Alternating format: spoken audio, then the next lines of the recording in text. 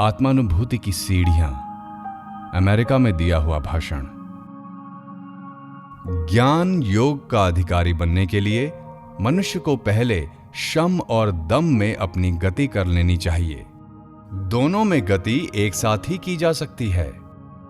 इंद्रियों को उनके केंद्र में स्थिर करना और उन्हें बहिर्मुख न होने देने का नाम है शम तथा दम। अब मैं तुम्हें इंद्रिय शब्द का अर्थ समझाता हूं। देखो, ये तुम्हारी आंखें हैं, लेकिन ये दर्शनेंद्रिय नहीं है। ये तो सिर्फ देखने का साधन मात्र है। जिसे दर्शनेंद्रिय कहते हैं, वो यदि मुझ में ना हो तो बाहरी आंखें होने पर भी मुझे कुछ दिखलाई न देगा। अब मान लो कि देखने का साधन ये बाहरी आंखें मुझ में हैं और दर्शनेंद्रिय भी मौजूद है, लेकिन मेरा मन उनमें नहीं लगा है। ऐसी दशा में भी मुझे कुछ नहीं दिख सकेगा। इसलिए यह स्पष्ट है कि किसी भी चीज के ज्ञान के लिए 3 बातें आवश्यक हैं। वे हैं साधनभूत बहिरिंद्रिय, आंख कान नाक इत्यादि, दर्शनक्षम अंतरिंद्रिय और अंत में मन। इन तीनों में से अगर एक भी विद्यमान ना हो तो वस्तु दर्शन ना होगा। इस प्रकार मन की क्रिया बाह्य तथा अंतर इन 2 साधनों द्वारा हुआ करती है। जब मैं कोई वस्तु देखता हूं तो मेरा मन बहिर्मुख हो उस वस्तु की ओर झुक जाता है, लेकिन जब मैं आंख बंद कर लेता हूं और सोचने लगता हूं तो मन फिर बाहर नहीं जा पाता। वो भीतर ही भीतर काम करता रहता है। दोनों ही समय इंद्रियों की क्रिया जारी रहती है। जब मैं तुम्हें देखता हूं और तुमसे बात करता हूं तो मेरी इंद्रियां और उनके बाहरी साधन दोनों ही काम करते रहते हैं। लेकिन जब मैं आंख बंद कर लेता हूं और सोचने लगता हूं तो सिर्फ मेरी इंद्रियां ही काम करती हैं, उनके बाहरी साधन नहीं।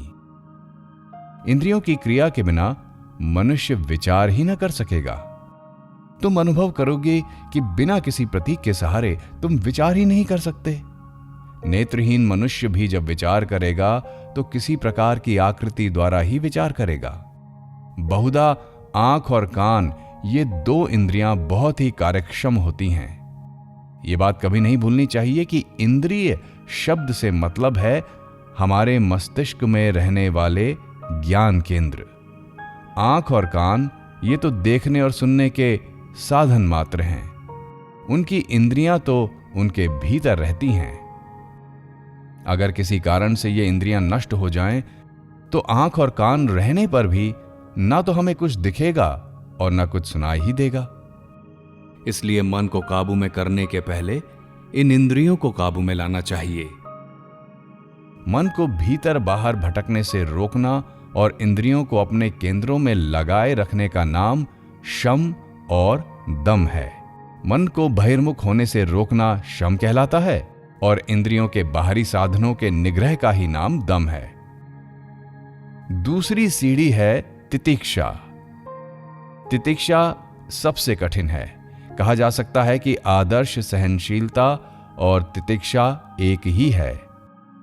दुख आता है तो आने दो, रेजिस्ट नॉट इविल।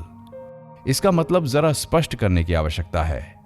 आया हुआ दुख हम सह लेंगे, लेकिन हो सकता है कि साथ ही साथ हम दुखी भी हो जाएं। अगर कोई मनुष्य मुझे एक कड़ी बात सुना दे तो संभव है कि ऊपर से उसका मैं तिरस्कार न करूं, शायद उसे जवाब भी न दूं और बाहर गुस्सा भी न प्रकट होने दूं, लेकिन मेरे मन में उसके प्रति तिरस्कार या गुस्सा मौजूद रह सकता है। हो सकता है कि उस मनुष्य के बारे में मैं मन ही मन अत्यंत बुरा सोचता हूं। प्रतिकार न करना इसे नहीं कहते।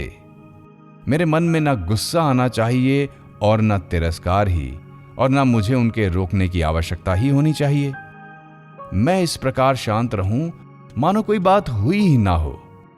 जब मैं ऐसी स्थिति को पहुंच जाऊंगा तभी समझो कि मैंने तितिक्षा सीखी, इसके पहले नहीं।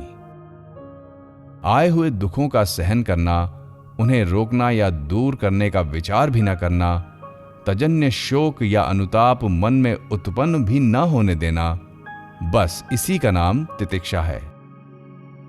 मानो दुख आया तो आने दो, उसे रोकने की चेष्टा न की, और फलतः यदि कोई जबरदस्त आपत्ति आ ही पड़ी तो यदि हम में तितिक्षा हो तो हमें यह शोक नहीं करना चाहिए कि उस आते हुए दुख को रोकने की हमने चेष्टा क्यों नहीं की। जब मनुष्य का मन ऐसी अवस्था में पहुंच जाता है तो समझ लो कि उसे तितिक्षा सिद्ध हुई। भारतवर्ष के लोग इस तितिक्षा को प्राप्त करने के लिए बड़े असाधारण काम करते हैं। वे भयानक धूप और ठंड बिना किसी केश के सह जाते हैं। वे बर्फ गिरने की परवाह भी नहीं करते। उन्हें तो यह विचार भी नहीं आता कि उनका शरीर है भी। शरीर के ही भरोसे छोड़ दिया जाता है, मानो वो इसकी कोई वस्तु ही ना हो। इसके बाद आती है उपरति। भोग्य विषयों का चिंतन ना करना, इसी का नाम उपरति है।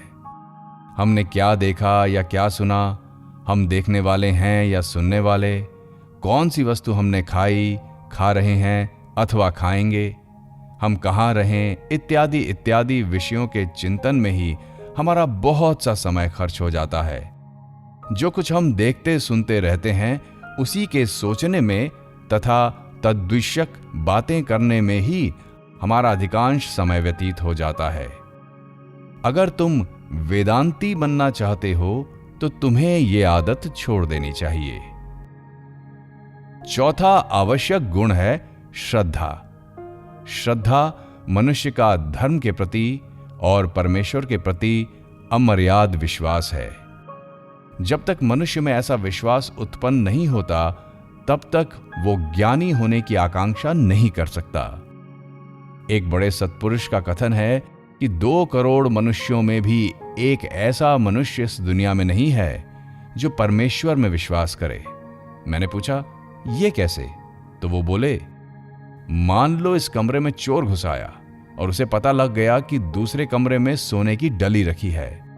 फिर दोनों कमरों को अलग करने वाला पर्दा भी बहुत कमजोर है, तो उस चोर के मन की हालत क्या होगी? मैंने जवाब दिया, उसे नींद ना आएगी।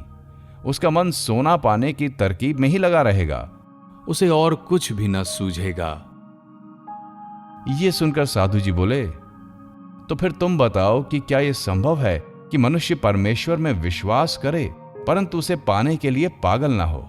अगर मनुष्य सचमुच ये विश्वास करे कि असीम और अमर्याद आनंद की खान यहां है और वो उस खान तक पहुंच भी सकता है, तो क्या वहां पहुंचने के लिए वो पागल ना हो जाएगा? ईश्वर में अटूट विश्वास और साथ ही उसके पाने की उत्सुकता का नाम श्रद्धा है। उसके बाद आता है समाधान, अर्थात परमेश्वर में अपने चित्त को निरंतर स्थापित करने का अभ्यास। एक दिन में ही कोई बात बनकर नहीं आ जाती। धर्म ऐसी वस्तु नहीं है कि गोली जैसी निगल दी जाए। इसके लिए लगातार और कड़े अभ्यास की आवश्यकता है। धीरे धीरे और लगातार अभ्यास से मन काबू में लाया जा सकता है। छठवीं बात है मुमुक्षुत्व, अर्थात मुक्त होने की उत्कट अभिलाषा। तुम लोगों में से जिन्होंने आर्नोल्ड की लाइट ऑफ एशिया नामक पुस्तक पढ़ी होगी, उन्हें याद होगा कि भगवान बुद्ध ने अपना पहला तत्व क्या सिखलाया है। उनके कहने का तात्पर्य है, अपने दुखों को तुम स्वयं ही पैदा करने वाले हो, तुम्हें कोई बाध्य नहीं करता है। ऐसा भी तुमसे कोई नहीं कहता कि तुम जीवित रहो अथवा ना रहो। तुम क्यों अपने आप ही दुख के चक्र में पड़कर अनेक प्रकार के कष्टों का अनुभव करते हो? इसमें तो तुम्हें केवल अश्रु तथा शून्यता ही प्राप्त होगी। हम पर जो दुख आते हैं वे हमारे ही पसंद किए होते हैं। यह हमारा स्वभाव ही है। 60 साल तक जेल में रहने के बाद जब एक चीनी नए बादशाह के राज्याभिषेक के उपलक्ष्य में जेल से छोड़ दिया गया तो वो चिल्ला उठा था, अब मैं कहां जाऊं? मैं तो कहीं जा ही नहीं सकता। मुझे तो उसी भयानक अंधेरी कोठरी में चूहे और चूहियों के पास जाने दो। मैं ये उजाला नहीं सह सकता। इसलिए उसने प्रार्थना की, या तो मुझे मरवा दिया जाए या फिर से जेल में ही भिजवा दिया जाए। उसकी प्रार्थना के अनुसार वो फिर बंद कर दिया गया। सब मनुष्यों की हालत ठीक ऐसी ही है।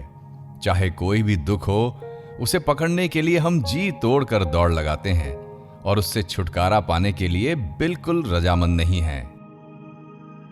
सुखों के पीछे हम प्रतिदिन दौड़ते जाते हैं और यही देखते हैं कि वे मिलने के पहले ही गायब हो जाते हैं। पानी की तरह हमारी उंगलियों में से सुख बह जाता है। भारतवर्ष में तेल के कोलू में बैल जोते जाते हैं। तेल निकालने के लिए बैल गोल ही गोल घुमाया जाता है। बैल के गले में जुआ होता है। जुए का एक सिरा आगे बढ़ा होता है, उसके एक छोर पर घास बांध दी जाती है। फिर बैल की आंख इस तरह बांध देते हैं कि वो सिर्फ सामने ही देख सके। बैल अपनी गर्दन बढ़ाता है और घास खाने की कोशिश करता है। ऐसा करने से लकड़ी आगे धक्का खाती है। बैल दूसरी बार, तीसरी बार फिर कोशिश करता है और इसी तरह कोशिश करता जाता है, परंतु वो घास उसके मुंह में कभी नहीं आ पाती और वो गोल गोल चक्कर लगाए ही जाता है। इधर कोलू में तेल पिरता जाता है। हमारी आदत भी ठीक ऐसी ही है। हम भी रुपया, पैसा, जोरू बच्चे और अपनी आदतों के दास हैं। मृग जल की नाई उस घास को पाने के लिए हजारों जन्म तक हम चक्कर लगाए जाते हैं, लेकिन जो हम पाना चाहते हैं वो हमें नहीं मिलता। प्रेम एक ऐसा ही बड़ा धोखा है। हम लोगों को प्यार करते हैं और चाहते हैं कि लोग हमें प्यार करें। हम समझते हैं कि हम सुखी होने वाले हैं और हम पर दुख कभी ना आएगा, लेकिन जितना ही हम सुख की ओर जाते हैं उतना ही अधिक वो हमसे दूर भागता जाता है। इसी तरह दुनिया चल रही है और इसी तरह समाज।